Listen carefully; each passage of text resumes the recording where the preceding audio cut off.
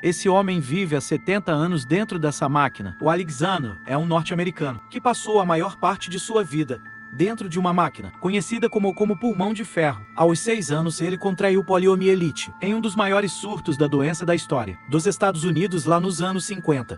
A doença quase o tirou a vida. A infecção causada pela doença afetou a medula espinhal, e Paul foi perdendo todos os movimentos do corpo. Em 1952, ele passou muito mal e acordou dentro de uma máquina grande, cercado por diversas outras pessoas dentro de máquinas semelhantes. A máquina é uma cápsula hermética que suga o oxigênio por meio de pressão negativa, permitindo que os pulmões se expandam para que o paciente possa respirar.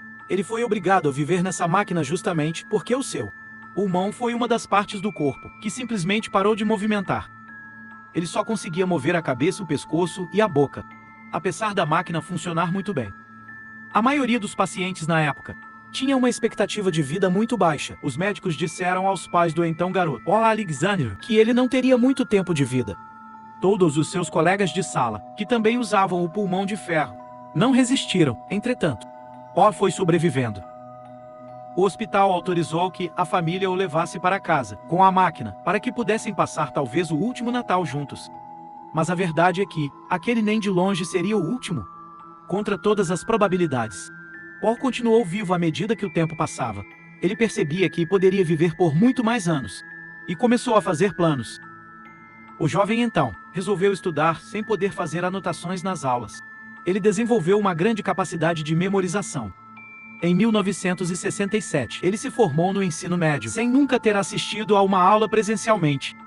O norte-americano se formou em Direito na Universidade do Texas, em 1978. E completou o doutorado em 1984. Desde então, passou décadas trabalhando na advocacia, construindo uma carreira de sucesso. O Alexander atualmente tem 76 anos, superando a expectativa de vida média nos Estados Unidos. Ele foi reconhecido pelo Guinness Book como uma pessoa que passou mais tempo vivendo no ventilador de pressão negativa. Eventualmente, ele tem sido capaz de deixar o pulmão de ferro por alguns minutos, usando uma técnica que aprendeu na fisioterapia, chamada respiração de sapo, que consiste em engolir o ar para preencher o pulmão. Ou disse que vive uma vida comum, que faz praticamente o que todo mundo faz: acorda, lava o rosto, escova os dentes, toma café da manhã e começa a trabalhar. Só precisa um pouco mais de ajuda para fazer isso. Atualmente, só existem 2 pessoas que ainda vivem no chamado pulmão de ferro: Paul e a norte-americana Martha Lillard, que já está com 69 anos dentro da máquina que ela chama de querida amiga.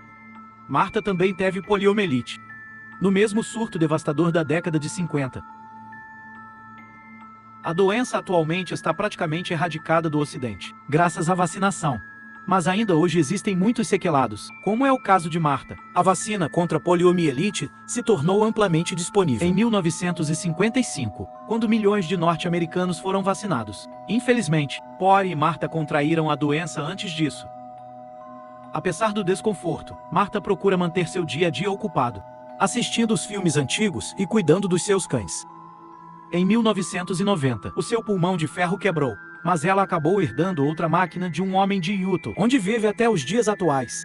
E você deve estar se perguntando por que hoje em dia não existem mais pessoas usando esses pulmões de ferro, ou tecnicamente chamado de ventiladores de pressão negativa. Bem, a ventilação por pressão negativa foi praticamente substituída por meios de ventilação de pressão positiva, intubação ou ventilação bifásica. Métodos mais baratos e confortáveis para o paciente.